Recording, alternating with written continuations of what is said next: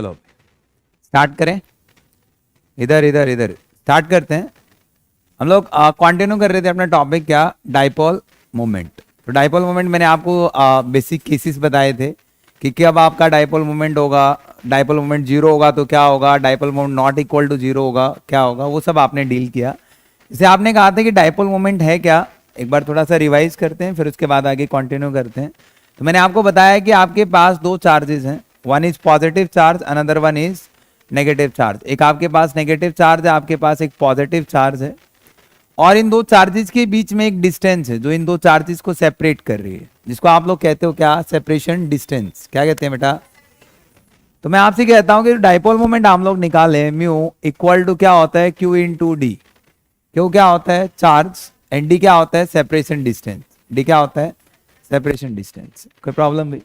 फिर आपने चेक किया कि जो क्यू आपके पास आ रहा था, ये जो म्यू हम लोग निकाल रहे, नोट क्यू, जो म्यू हम लोग निकाल रहे थे डाइपोल मोमेंट, तो यहाँ पे आपने कहा कि एक वेक्टर क्वांटिटी, और वेक्टर क्वांटिटी वो क्वांटिटीज होती हैं जिसमें मैग्नीट्यूड भी और क्या हो, डायरेक्शन। तो आपने मैग्नीट्यूड ऐसे निकाला और आपने डायरेक्शन की बात की, तो डायरेक्शन आप लोग कह रहे थे कि सर आप less electronegative atom to more electronegative atom. कुछ याद आ रहा है? हम लोग हमेशा तो डायरेक्शन की बात करेंगे डाइपोल मोमेंट में, लेस टू मोर होगा। फिर आपके पास दो केस आ रहे थे कि when the net dipole moment आपका जीरो आ जाए और net dipole moment equal to क्या आ जाए, not equal to zero. First case हम लोग कह रहे हैं कि आपका नेट डाइपोल मोमेंट जीरो होता है, तो उन मॉलिक्यूल्स को क्या कहेंगे हम लोग, नॉन पोलर मॉलिक्यूल्स। इन मॉलिक्यूल को नाम दिया गया क्या, नॉन, इनको नाम देके चल रहे हैं हम लोग नॉन पोलर मॉलिक्यूल्स। और when the net dipole moment not equal to zero होता है तो उनको हम लोग कहते हैं पोलर मॉलिक्यूल। लास्ट क्लास में मैं ये आपका केस फर्स्ट स्टडी कर चुके थे और हम लोग केस सेकंड पे इंट्रोड्यूस थे। अभी हम लोग बात कर रहे हैं केस सेकंड की। किसकी बात कर रहे थे? और केस सेकंड में मैंने आपको पढ़ाया कि आपने जनरल बात की कि कोई भी मॉलिक्यूल जिसके पास लॉन पेयर ऑफ इलेक्ट्रॉन्स हैं, क्या है, लॉन पेयर ऑफ इलेक्ट्रॉन्स हैं, ऑलवेज क्या होते हैं, पोलर, एक्सेप्ट सम मॉलिक्यूल। कुछ मॉलिक्यूल को यदि मैं छोड़ दूं, तकरीबन केसेस में आपके पास लॉन पेयर ऑफ इलेक्ट्रॉन्स होंगे तो क्या होगा, डाइपोल मोमेंट होगा। तो यहाँ पे आप केस सेकंड कंसीडर कर रहे थे कि when the net dipole moment not equal to क्या मिले बेटा, जीरो। क्लियर है क्या? तो यहाँ पे आपने केस डील किया है कि sir lone pair of electron होने चाहिए, क्या होंगे, यदि सेंट्रल एटम के पास लॉन पेयर ऑफ इलेक्ट्रॉन्स हैं, क्या है बेटा, लॉन पेयर ऑफ इलेक्ट्रॉन्स हैं। When the central atom contains lone pair of electron, क्या रखता है बेटा, lone pair of electron, always क्या होगा, पोलर। और polar means dipole moment equal to, not equal to sorry, zero. आपने एग्जांपल लिया यहाँ पे, सर आपने पास NH3 था, आपके पास NF3 था। लास्ट क्लास में आपने कंपेयर किया कि डाइपोल मोमेंट ऑफ NH3 किससे ज्यादा आता है, NF3 से। क्लियर है क्या? बट आपके पास कुछ ऐसे मॉलिक्यूल हैं जिनका डाइपोल मोमेंट जीरो होता है, वो लॉन पेयर ऑफ इलेक्ट्रॉन्स भी रखते हैं। एक लॉन पेयर ऑफ इलेक्ट्रॉन है, हमेशा क्या होता है बेटा, आपका पोलर।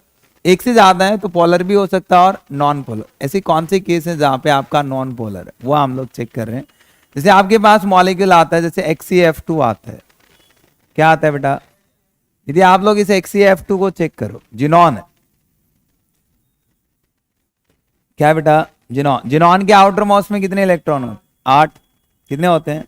तो मुझे बताओ कि XeF2 की ज्योमेट्री क्या बननी चाहिए, 8 और 2 10, 10 बाय 2 5। तो 5 के लिए क्या बनती है, ट्राइगोनल बाय पिरामिडल। तो एक फ्लोरीन यहाँ आएगा, एक फ्लोरीन यहाँ आएगा, और कितने लॉन पेयर होंगे, 3 लॉन पेयर बेटा, 8 होते हैं। तो यहां से हम लोग डायरेक्शन की बात करते हैं, तो less electronegative to more, less to more, resultant dipole moment क्या मिल रहा है, zero. And direction of lone pair always away from the central atom, तो यहां से away from the central atom, away from the central atom, तो net dipole moment इस direction में होगा। तो जो आपका रिजल्टेंट डाइपोल मोमेंट या नेट डाइपोल मोमेंट क्या मिलेगा आपको, जीरो, क्योंकि आपका एग्जैक्टली क्या हो रहा है, कैंसिल आउट हो रहा है। और जीरो होता है तो पोलर या नॉन पोलर, नॉन पोलर। ऐसे मॉलिक्यूल को आप कैटेगराइज कर रहे हो किसकी कैटेगरी में, नॉन पोलर की कैटेगरी में। क्लियर है क्या? ऐसे मैं आपसे कहता हूं, आप XeF4 ज्योमेट्री बताइए मेरे को, XeF4 की पढ़ चुके हैं हम लोग। जिनॉन 8 होता है, 8 और 4 12, 12 बाय 2 6, 6 के लिए क्या आता है, स्क्वायर बाइपिरामिडल या फिर ऑक्टाहेड्रल। तो यहाँ पे जिनॉन लिया गया, 4 फ्लोरीन है, 1 2 आपके पास 3 आपके पास 4, एक लॉन पेयर दूसरा लॉन पेयर, सही है क्या? यदि हम लोग इनकी डायरेक्शन की बात करते हैं, सर आपका less electronegative to more, sir less electronegative to more, sir less electronegative to more, less electronegative to more. Lone pair की direction always away from the central atom, दोनों लॉन पेयर की direction opposite side है। भाई एक fluorine दूसरे fluorine की direction opposite side है, यहाँ पे भी क्या है, अपोजिट साइड है, तो एग्जैक्टली क्या हो जाएंगे, कैंसिल आउट हो जाएंगे। तो जो आपका नेट डायपोल मोमेंट होगा क्या मिलेगा, 0। तो जो मैंने आपको स्टेटमेंट लिखाई कि सेंट्रल एटम जिनके पास लॉन पेयर ऑफ इलेक्ट्रॉन्स हैं वो तकरीबन पोलर होते हैं, except some molecules like HCF2 and HCF4। बाकी सब केसेस में क्या मिलेगा आपको, पोलर, क्या मिलेगा, पोलर। समझ आ रहा है क्या?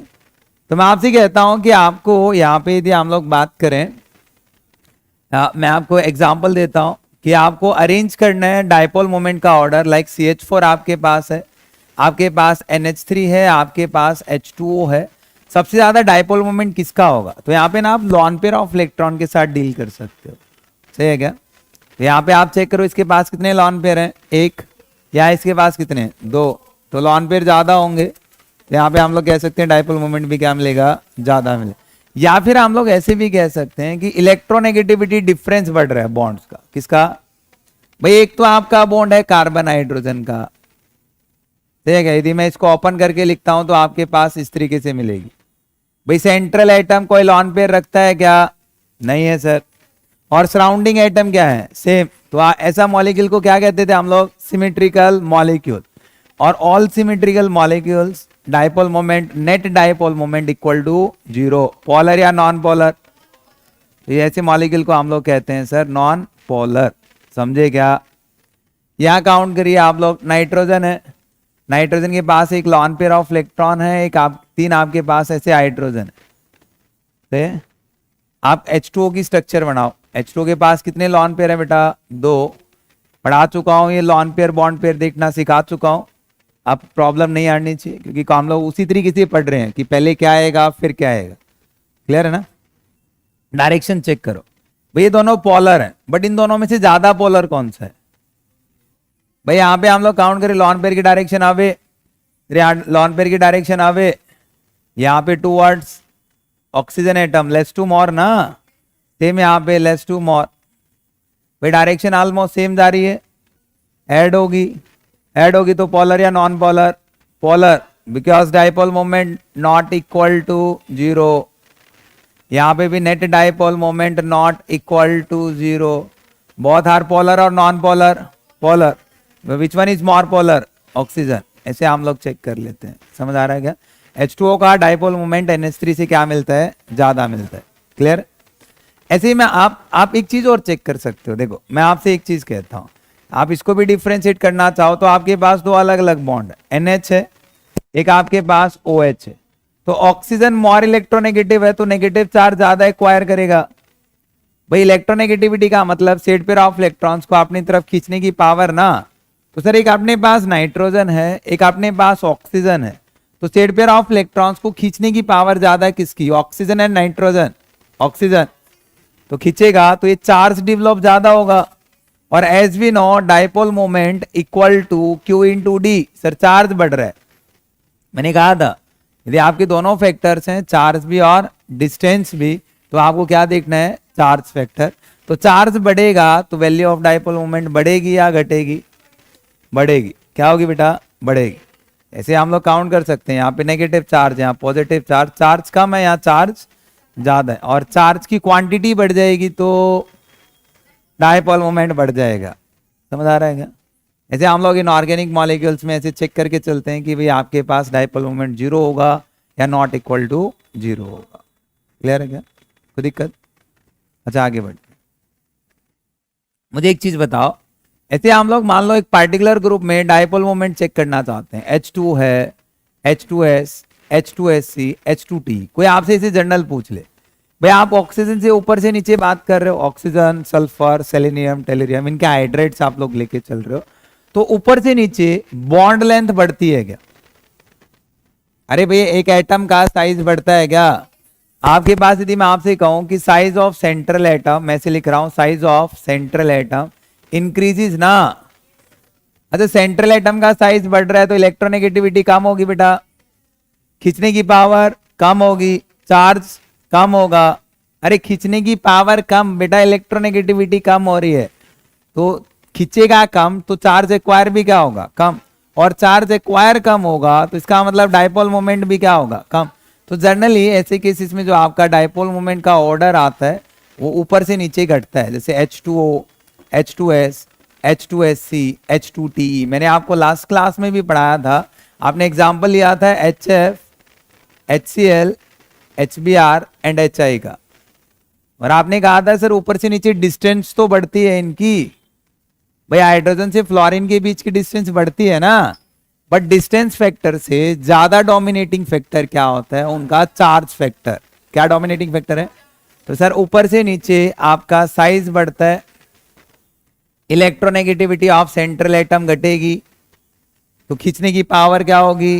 कम होगी, तो डाइपोल मोमेंट भी क्या होगा? घटेगा। तो डाइपोल मोमेंट का ऑर्डर क्या आएगा यहाँ पे? HF सबसे ज्यादा, HCl, फिर क्या आ सकता है? HBr, और फिर क्या आ सकता है? HF। ऐसे हम लोग अरेंज कर सकते हैं, राइट भाई? ऐसे अभी हम लोग कुछ ऑर्गेनिक मॉलिक्यूल्स को कंसिडर करते हैं। किनको कंसिडर करते हैं? ऑर्गेनिक। अभी तक हम लोग इनऑर्गेनिक पे थे, इनऑर्गेनिक कंपाउंड्स को चेक कर रहे थे कि पोलर है, नॉन पोलर है।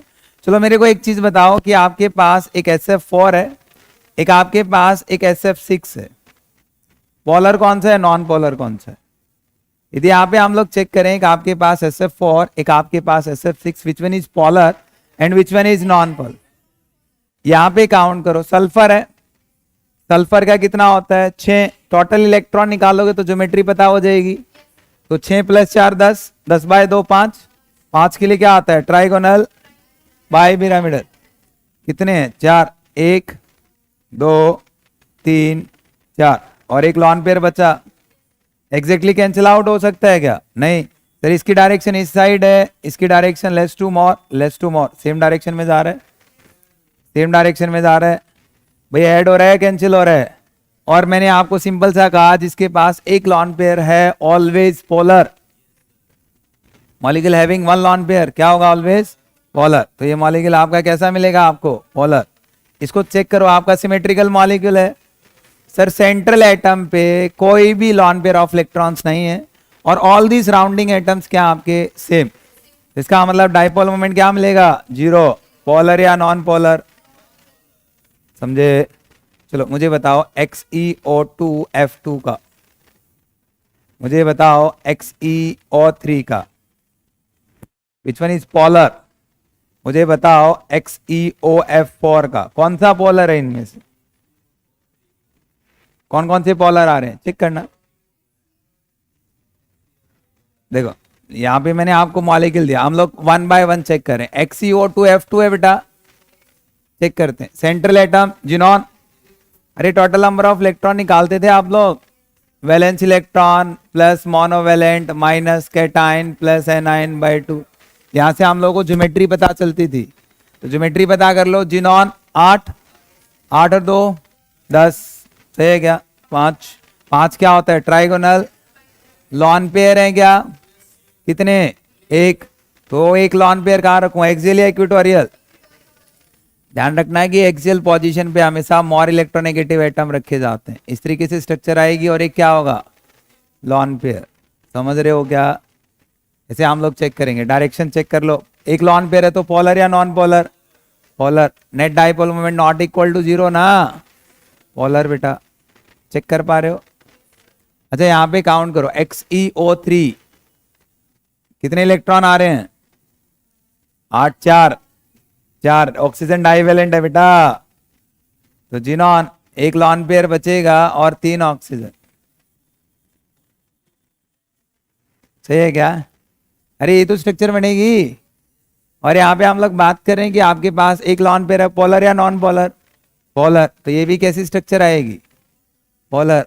अच्छा आपके पास एक मॉलिक्यूल और था XeOF4, इसका सोचो, एक लॉन पेयर है, आप स्ट्रक्चर बना लो। ऑक्टाहेड्रल या स्क्वायर बाय पिरामिडल? यस। अरे 8 और 4 12, 12 बाय तो 6। तो यहाँ पे एक फ्लोरीन, ज्योमेट्री तो ऑक्टाहेड्रल आएगी, स्टेप और देखते हैं, और एक ऑक्सीजन और एक क्या आएगा लॉन पे। तो डायरेक्शन दिखानी है तो सबकी दिखा सकते हो, लेस टू मोर, और ये आपका लेस टू, सॉरी उल्टी डायरेक्शन में आएगी, less to more, less to more, less to more, less to more. सही है क्या? देखो आपकी फ्लोरीन की तो कैंसिल हो रही है, बट ऑक्सीजन की और इसकी ऑक्सीजन एंड लॉन पेयर का जो नेट मोमेंट है वो कैंसिल नहीं होगा, तो इसलिए क्या मिलेगा आपको पोलर। सेम इनमें आप चेक कर सकते हो, सेम इसमें हम लोग चेक कर सकते हैं। क्लियर है अभी? कर पाओगे? आसान सा केस है। आगे देखते हैं, चलो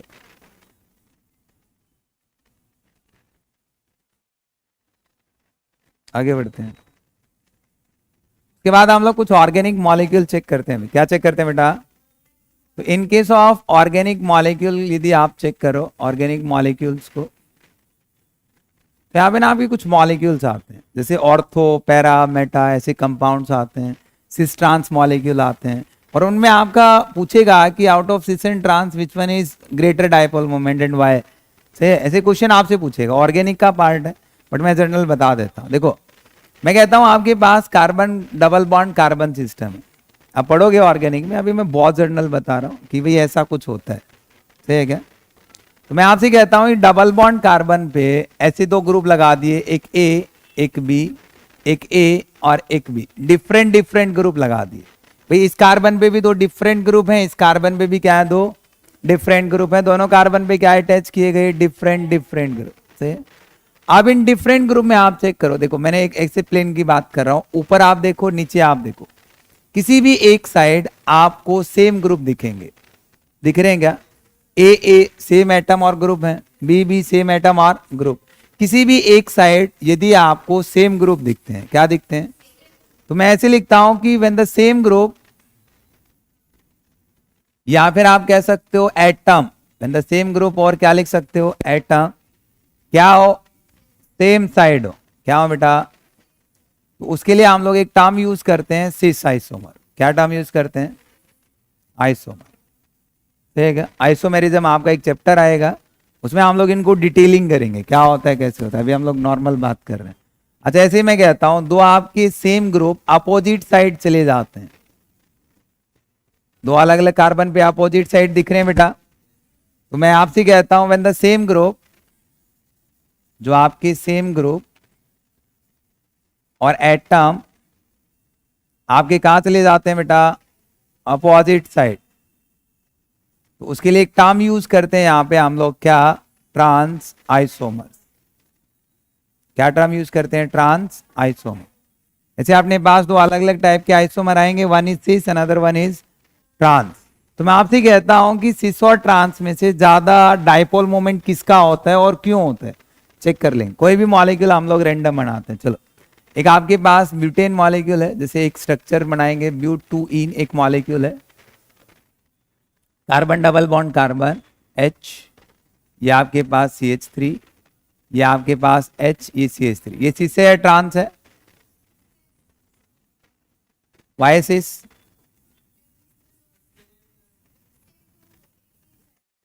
तो यहां पे हम लोग कह रहे हैं when the same group are in same side, molecule क्या हो जाएगा? सिस। तो ये आपका सिस है सर, और ये आपका क्या है? ट्रांस। चलो हम लोग इनकी डायरेक्शन इंडिकेट करते हैं, राइट? तो डायरेक्शन लेते हैं अभी, हाइड्रोजन और कार्बन को कंपेयर करते हैं पहले। Out of hydrogen and carbon which one is more electronegative? Carbon. तो लेस टू मोर या मोर टू लेस? भाई डायरेक्शन तो आपने बताई sir, less to more, less electronegative to more, हो गया। अब यहां कैसे देखूंगा सर? यहां हम लोग चेक करें, एक CH3, एक आपका क्या होता है C। तो यहाँ पे कॉन्सेप्ट आता है हाइब्रिडाइजेशन का, किसका? तो यहाँ पे हम लोग इसकी हाइब्रिडाइजेशन चेक करते हैं बेटा, number of sigma bond count करते हैं, 1 2 3, 3 सिग्मा, तो क्या बनेगा? sp2। यहाँ पे आपके पास 4 सिग्मा बनेंगे तो क्या आएगा? sp3। ओपन करके चेक कर सकते हो, ऐसे आपके पास बॉन्ड्स आएंगे, तो 1 सिग्मा, 2 सिग्मा, 3 सिग्मा और एक 4 सिग्मा। एक सिंगल बॉन्ड होता है तो सिग्मा। सही है क्या? कोई प्रॉब्लम? भाई हाइब्रिडाइजेशन पढ़ चुके हैं ना हम लोग, तो total number of hybrid orbitals आप निकालते थे, थोड़ा सा आइडिया दे सकता हूं। तो आपने पढ़ा था number of sigma bond plus number of lone pair. Total hybrid orbital 2 आते हैं तो हाइब्रिडाइजेशन हो जाती थी क्या, sp। 3 आते हैं तो क्या हो जाती थी, sp2। 4 आते हैं तो क्या होती थी, sp3। 5 आते हैं तो sp3d। 6 आते हैं तो sp3d2।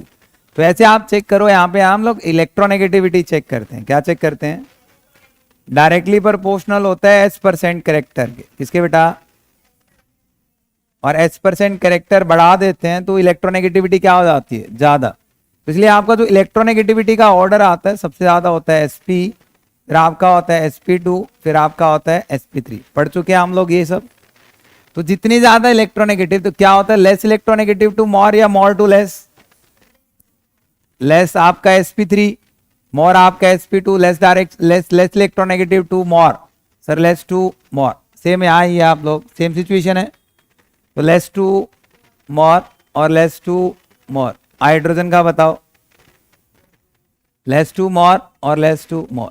देखो यहां भी हाइड्रोजन है, यहां भी हाइड्रोजन है, दोनों साइड से हाइड्रोजन का आ रहा है भाई, एग्जैक्टली कैंसिल आउट हो जाएगा। सर इसका तो रिजल्टेंट डाइपोल मोमेंट है 0, इसका resultant dipole moment equal to 0। तो क्या है यहाँ पे आपको कोई डाइपोल मोमेंट मिलेगा क्या, तो नेट डाइपोल मोमेंट क्या मिलेगा बेटा, 0। सही है क्या, तो पोलर या नॉन पोलर, तो इसका मतलब जो ट्रांस मॉलिक्यूल होगा वो कैसा होगा, नॉन पोलर मॉलिक्यूल होगा।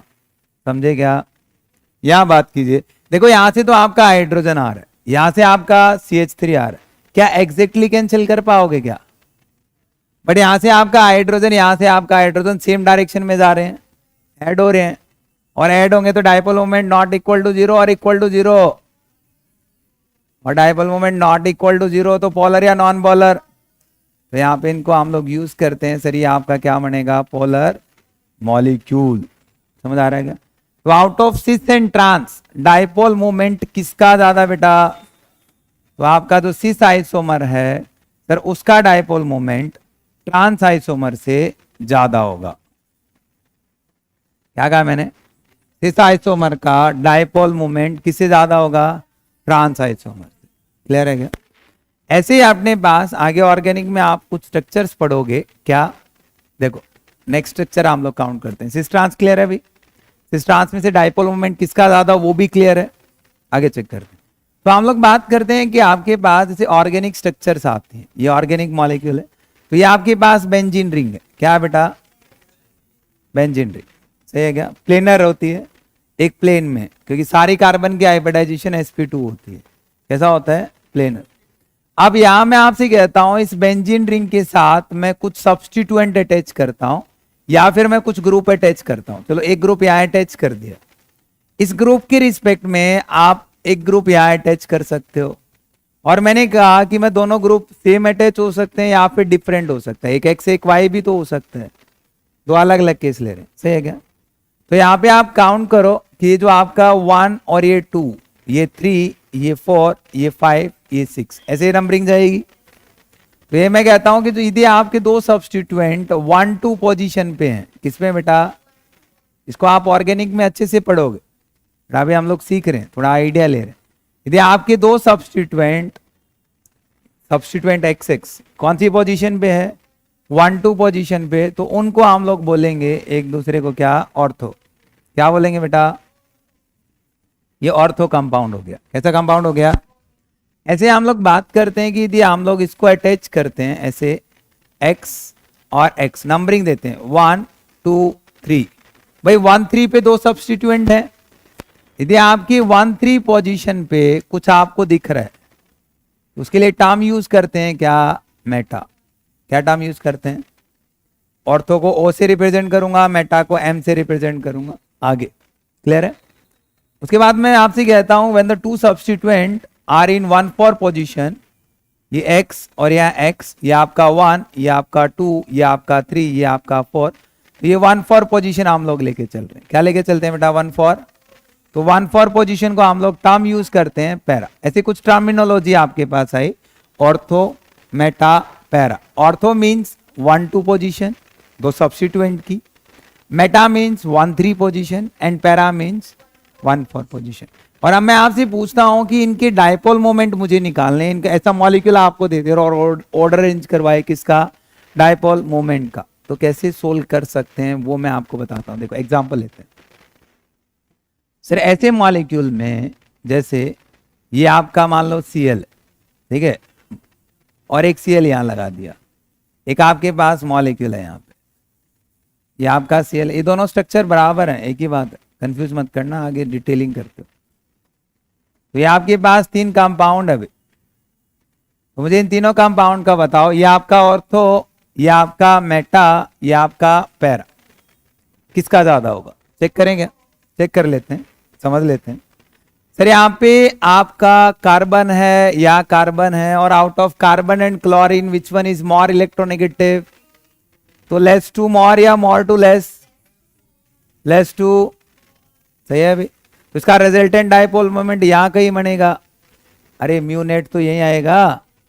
अच्छा यहां चेक करो, less to more, less to more, resultant dipole moment यहां कहीं बनेगा, या काउंट करो, less to more, less to more, resultant dipole moment क्या मिलेगा? 0। समझ आ रहा है क्या? ध्यान रखना ये आपका कंप्लीट मॉलिक्यूल प्लेनर है, हो जाएगा। अब इसका तो 0 आ रहा है, इसका कुछ मिलेगा, इसका कुछ मिलेगा, तो यहाँ पे हम लोग बात करते हैं, देखो ये जो नेट डायपोल मूवमेंट है किसका, ऑर्थो का, वो क्या मिलता है ज्यादा, किससे, किससे, पैरा से। तो ऐसे केसेस में ऑर्डर यदि आप अरेंज करते हो, एक चीज का ध्यान रखना, यदि बेंजीन रिंग के साथ 2 सेम सब्स्टिट्यूएंट अटैच्ड हैं, बेंजीन रिंग के साथ क्या, सेम सब्स्टिट्यूएंट अटैच्ड हैं, तो उस केस में आपका ऑर्डर आएगा डायपोल मोमेंट का ऑर्थो मेटा पैरा, कुछ नहीं सोचना, टू द पॉइंट आंसर आएंगे। सही है क्या? ये 1 4 ही तो है, 5 पे तो फिर वही बन जाएगा ना भैया। इसी चीज को मैं ऐसे ही करता हूं, चलो मैं क्लोरीन को यहां लगा देता हूं बेटा, कंफ्यूज मत हो, यहां लगा दिया तो नंबरिंग 1 2 3 तो होगी। नंबरिंग इस तरीके से देते हैं कि आपके substituents get lowest number, clear है अभी? बट यहाँ पे मैं डिफरेंट सब्स्टिट्यूएंट कर देता हूं, तो सर क्या होगा, सर मैं ऑर्थो पैरा डिफरेंट कर देता हूं, चलो समझ लेते हैं। यहां मैं CH3 ले लेता हूं और यहां पे मैंने क्लोरीन ले लिया,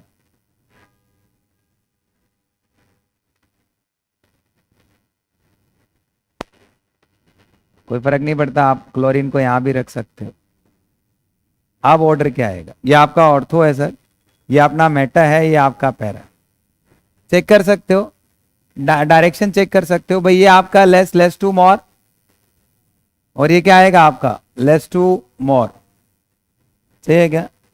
यहां काउंट करो, आपका लेस टू मोर और लेस टू मोर, सही है क्या? डायरेक्शन सेम आती जा रही है, लेस टू मोर और less to more, exact same direction में, सेम डायरेक्शन में आएगा तो सबसे ज्यादा डायपोल मोमेंट होगा। तो ऐसे केस में जो डायपोल मोमेंट का ऑर्डर आएगा पैरा मेटा ऑर्थो, समझ आ रहा है क्या? अरेंज कर पाओगे बेटा? आसान है, इजी है, वैसे आपको देखना है कि कहां से क्या जाएगा। दो डिफरेंट सब्स्टिट्यूएंट है, तो ऑर्थो मेटा पैरा या Meta sorry para ortho meta, para Meta और, क्लियर है? देखो ऐसा ही क्वेश्चन आपके पास आया था, क्वेश्चन क्या था, आपको डायपोल मोमेंट बताना है, कौन सा पोलर है ये बताना है। ऐसे आपको कुछ केसेस गिवन थे, यहाँ पे मैं Cl लगाता हूँ, फर्स्ट केस है, जेई का क्वेश्चन है ये, और यहाँ पे ऐसे लगाया गया आपके पास, रिंग हटाओ, ये ऐसे आपके पास Cl ये सेकंड है, और आपके पास एक ऐसा केस है, थर्ड केस है, एक हम लोग बात कर रहे हैं यहाँ पे, और एक यहाँ पे हम लोग बात कर रहे हैं SH है। इसमें से आपके पोलर मॉलिक्यूल कौन कौन से हैं ये आपको फिगर आउट करना है, ठीक है क्या? इनमें से क्या बताना आपको, कौन कौन से मॉलिक्यूल आपके पोलर। तो चेक करते हैं, ये तो इसका तो डायपोल मोमेंट 0 आया था, अभी आपने चेक किया लेस टू मोर और less to more, net dipole moment equal to 0 बेटा। क्या इसका 0 हो सकता है क्या? देखो ये जो आपकी रिंग है ना, ये जो रिंग है ये आपकी प्लेनर रिंग है, एक ही प्लेन में है, बट ये आपकी प्लेनर नहीं है, ये नॉन प्लेनर है। समझ आया कुछ? और नॉन प्लेनर है कि आप ऐसे नहीं होगा कि ये ऊपर जा रहा है, ये ऊपर जा रहा है तो एग्जैक्टली कैंसिल आउट हो जाएंगे, एग्जैक्टली कैंसिल आउट नहीं होंगी। तो इसलिए इसका जो नेट डाइपोल मोमेंट होगा नॉट इक्वल टू क्या मिलेगा आपको? 0। यहां चेक करो, ये less to more cancel out हो जाएगा, तो नेट डाइपोल मोमेंट क्या मिलेगा? 0। यहाँ पे लेस टू मोर 0 क्या? नहीं, 0 नहीं होता, क्योंकि ऑक्सीजन आप लोग काउंट करोगे तो आपके पास इस तरीके की स्ट्रक्चर आएगी। इस हाइड्रोजन को हम लोग हटाएं, मतलब इसकी स्ट्रक्चर में दोबारा बना रहा हूं। देखो, लॉन पेयर है ऑक्सीजन के पास, lone pair of electron ring में जा सकते हैं, इस तरीके की स्ट्रक्चर आएंगी। तो आपके जो लॉन पेयर ऑफ इलेक्ट्रॉन्स है वो सेम प्लेन में नहीं है। किसमें नहीं होंगे बेटा? Same plane. और सेम प्लेन में नहीं होगी तो पोलर या नॉन पोलर? सेम आपकी सल्फर केस आएगी। यदि हम लोग सल्फर को लेते हैं तो S यहाँ पे H आएगा, यहाँ पे S और आपका H आएगा। ओपन बुक लाइक स्ट्रक्चर होती हैं इनकी। क्या होती हैं? Open book like structure. और ये दोनों आपके क्या आएंगे? Net dipole moment not equal to 0। तो कौन कौन से आपके पोलर आ रहे हैं मेरे को बताइए? पोलर मॉलिक्यूल बोलिए। तो सेकंड आ रहा है, फोर्थ आ रहा है और फिफ्थ आ रहा है। ये आपका आंसर आ गया। सही है क्या? उधर हाँ, ऑक्सीजन में लॉन पेयर है, लॉन पेयर की डायरेक्शन सेम नहीं होगी ना, 2 लॉन पेयर है। और लॉन पेयर आपकी बेंजीन रिंग हाँ, away from the central atom. ये भी तो ऐसे ही जा रहा है, लॉन पेयर का अवे एक ही डायरेक्शन में आ रहा है, हेड ऑन होगा। नहीं, वो लॉन पेयर आपके प्लेन में थोड़ा ना है, टेट्राहेड्रल ज्योमेट्री रखता है ऑक्सीजन। एक लॉन पेयर आपका प्लेन में होता है इसके रिंग के, जो आपका रेजोनेंस में जाता है। आप ऑर्गेनिक केमिस्ट्री में और डिटेल में सीखोगे जब आप रेजोनेंस पढ़ रहे हो। क्लियर है क्या? क्लियर है भाई? आगे बढ़ते हैं, चलो। उसके बाद मैं आपसे कहता हूं कि आपने जो डाइपोल मोमेंट पढ़ना शुरू किया था, डाइपोल मोमेंट हम लोग पढ़ रहे थे क्यों? क्योंकि हम लोगों को कोवलेंट बॉन्ड में परसेंटेज आयनिक कैरेक्टर निकालना था। क्या निकालना था? किसके अंदर? इन कोवलेंट बॉन्ड। तो उस परसेंटेज आयनिक कैरेक्टर की एग्जैक्ट कैलकुलेशन करने के लिए हम लोग क्या करें अभी? कि हम लोग को एग्जैक्ट वैल्यू चाहिए कि कितना परसेंटेज आयनिक कैरेक्टर है। तो यहाँ पे आप लोग बात करते हैं कि कुछ रूल्स, जैसे percentage ionic character according to Hannay Smith equation. किसकी बात करते हैं? एक उसने एक इक्वेशन दी,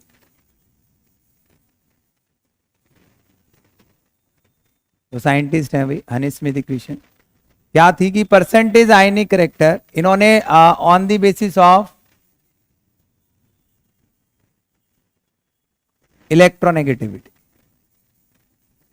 2 एटम है, 2 एटम की इलेक्ट्रोनेगेटिविटी का डिफरेंस क्या होगा उसके बेसिस पे एक इक्वेशन दी, जिस इक्वेशन को क्या बोला गया? Hannay Smith equation. जो कि क्या थी? Percentage ionic character equal to 16 जाई ए माइनस जाई बी प्लस 3.5 जाई ए माइनस जाई बी उसका स्क्वायर। सही है क्या? यहाँ पे जो हम लोग बात कर रहे हैं आपका एक एटम है जो मोर इलेक्ट्रोनेगेटिव है। एक बॉन्ड में कितने एटम होंगे? 2। हम लोग तो बॉन्ड पोलरिटी की बात कर रहे हैं ना भाई। एक बॉन्ड में 2 एटम होंगे और 2 एटम में से कोई एक एटम क्या होगा? मोर इलेक्ट्रोनेगेटिव, और दूसरा एटम क्या होगा? Less electronegative. तो यहाँ पे मैं कहता हूं कि जो आपका एक्स ए है वो आपका क्या है बेटा? मोर इलेक्ट्रोनेगेटिव एटम। और जो जाए बी, एक्स ए नहीं जाए बी, ये आपका क्या होता है? Less electronegative atom. जैसे फॉर एग्जांपल मैं आपसे कहता हूं कि आपके पास HF मॉलिक्यूल है, हाइड्रोजन, इलेक्ट्रोनेगेटिविटी ऑफ हाइड्रोजन यदि हम लोग बात करते हैं वो होती है आपकी 2.1। सर इलेक्ट्रोनेगेटिविटी ऑफ फ्लोरीन हम लोग बात करते हैं वो होती है 4। किसकी ज्यादा है? अरे इलेक्ट्रोनेगेटिविटी किसकी ज्यादा है? फ्लोरीन। तो यहाँ पे एक्स ए क्या होगा और एक्स बी क्या होगा चेक कर सकते हो। यहाँ पे फ्लोरीन आएगा और ये, तो यहाँ पे परसेंटेज आयनिक कैरेक्टर निकाल सकते हैं क्या इस बॉन्ड के लिए? आसान सा क्वेश्चन है। HCl बॉन्ड दे दे, आप निकाल सकते हो, कैलकुलेट कर सकते हो।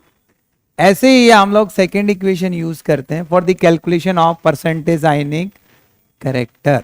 और उसके लिए हम लोग क्या करेंगे? जो आपका सेकेंड मेथड लगाते हैं, जो परसेंटेज आयनिक कैरेक्टर है वो इक्वल होता है म्यू ऑब्जर्व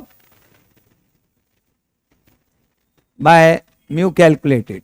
मतलब क्या होता है इन दोनों चीजों का समझते हैं। इनटू 100, मैं आपसे कहता हूं कि ऑब्जर्व का मतलब होता है जो आपकी एक्सपेरिमेंटल वैल्यूज होती हैं। क्या होती हैं? ये आपको क्वेश्चन में गिवन देगा, क्वेश्चन में आपको ये वैल्यू लिखी होगी, सही है क्या? अच्छा, यहाँ पे म्यू कैलकुलेटेड कैसे आएगा? जो कैलकुलेटेड हम लोग निकाल रहे हैं सर, कैलकुलेटेड डाइपोल मोमेंट, वो जो आपको निकालना है वो कैसे आएगा सर? हम लोगों को पता है कि किसके बराबर होता है dipole moment, equal to Q into D, और चार्ज की यूनिट यहाँ पे डी बाई आपको मिलेगी। तो ध्यान रखना, आपको चार्ज दिया मिलेगा, आपको डिस्टेंस दिया मिलेगी, तो दोनों की जो ऑब्जर्व डाइपोल मोमेंट है और जो कैलकुलेटेड डाइपोल मोमेंट है, दोनों की यूनिट क्या रखनी है? आपको सेम रखनी है। और यूनिट सेम रख के तब आपको उसका आंसर जो आएगा वो क्या आएगा? एक्यूरेट आएगा।